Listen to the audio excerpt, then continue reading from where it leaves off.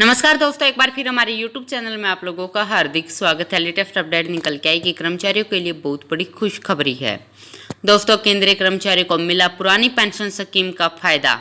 Latest update सुनकर आप हो जाएंगे खुश। तो दोस्तों, हम आपको सब डिटेल में बताएंगे इस खुशखबरी के बारे में। अगर आप हमारे चैनल पर फर्स्ट टाइम विजिट कर रहे हैं तो चैनल को लाइक कर दीजिए, सब्सक्राइब कर दीजिए, साथ ही साथ बेल आइकन को भी बजा दीजिए ताकि गवर्नमेंट या पेंशन से संबंधित जितनी भी न्यूज़ आती है उनकी नोटिफिकेशन आप लोगों के पास तुरंत पहुँच के। तो करते हैं वीडियो को स्टार्ट बिना किसी देरी के।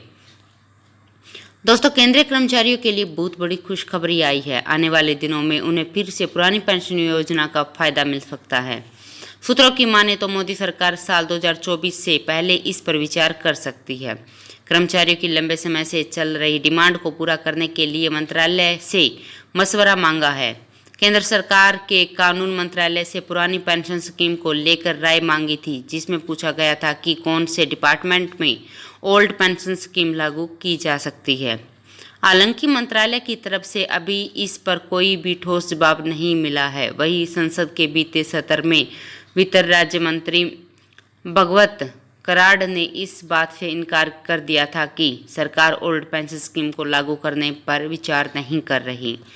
दोस्तों, सूत्रों की माने तो भले ही केंद्र सरकार अभी ओल्ड पेंशन स्कीम को लेकर कोई ठोस जवाब नहीं दे रही, लेकिन चुनाव में जिस तरह विपक्ष इस मुद्दे को भुना रहा है उसे आने वाले दिनों में इसका असर देखने को मिल सकता है। यही वजह है कि केंद्र सरकार उन कर्मचारियों को पुरानी पेंशन योजना देने पर विचार कर सकती है जिनकी भर्ती के विज्ञापन 31 दिसंबर 2003 को या उससे पहले जारी किए गए थे। पूर्वोत्तर क्षेत्र विकास मंत्रालय के राज्य मंत्री, प्रधानमंत्री कार्यालय, परमाणु ऊर्जा विभाग, अंतरिक्ष विभाग के राज्य मंत्री डॉक्टर जितेंद्र सिंह के मुताबिक पुरानी पेंशन का मुद्दा काफ़ी बड़ा है। इस पर कानून मंत्रालय से राय मांगी गई थी। मंत्रालय ने जवाब के बाद ही इस पर कोई फैसला हो सकता है। दोस्तों, सुप्रीम कोर्ट का फैसला आने के बाद केंद्र सरकार ने मामले को कानून मंत्रालय के अधीन कर दिया था। वित्तीय सेवा विभाग, पेंशन और पेंशनभोगी कल्याण विभाग इन कर्मचारियों को एनपीएस के दायरे से बाहर रखने के संबंध में उचित निर्णय ले सकते हैं, जिनकी भर्ती के लिए विज्ञापन 1 जनवरी 2004 को या उससे पहले जारी किया गया था और उन्हें पुरानी पेंशन योजना के तहत कवर कर सकती है। अगर मामला सुलझता है तो पेंशन धारकों को बड़ा फायदा मिलेगा। दोस्तों, पुरानी पेंशन स्कीम के मिलेंगे बड़े 3 फायदे। ओपीएस में पेंशन अंतिम ड्रॉन सैलरी के आधार पर बनती थी। ओपीएस में महंगाई दर बढ़ने के साथ डीए भी बढ़ता था।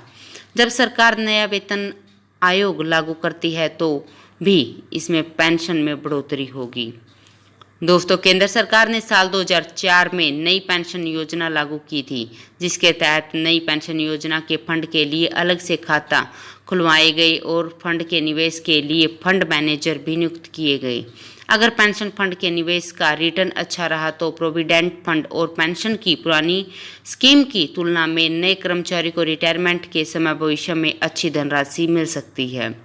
लेकिन कर्मचारियों का कहना है कि पेंशन फंड के निवेश का रिटर्न बेहतर ही होगा। यह कैसे संभव है? इसलिए वे 7th पे कमीशन के तहत पुरानी पेंशन योजना को लागू करने की मांग कर रही हैं। दोस्तों, राज्य स्तर पर ओल्ड पेंशन स्कीम को लेकर आंदोलन चल रहे हैं। पुरानी पेंशन स्कीम को लागू करने के लिए एक मंच पर सरकारी कर्मचारी एकजुट होने लगे हैं। विभिन्न विभागों के कर्मचारी संगठनों ने नई रणनीति भी तैयार की है। 2010 के बाद सरकार ने नई पेंशन योजना के तहत कर्मचारियों को नियुक्ति दी है। इस योजना में पुरानी स्कीम के मुकाबले कर्मचारियों को बहुत कम फायदे मिलेंगे। दोस्तों, इससे उनका भविष्य सुरक्षित नहीं होगा। सेवानिवृत्त होने के बाद जो पैसा मिलेगा उसका कर सरकार को देना पड़ेगा। तो दोस्तों, आज के लिए इतना ही। मिलते नेक्स्ट वीडियो में, तब तक के लिए जय हिंद, जय भारत।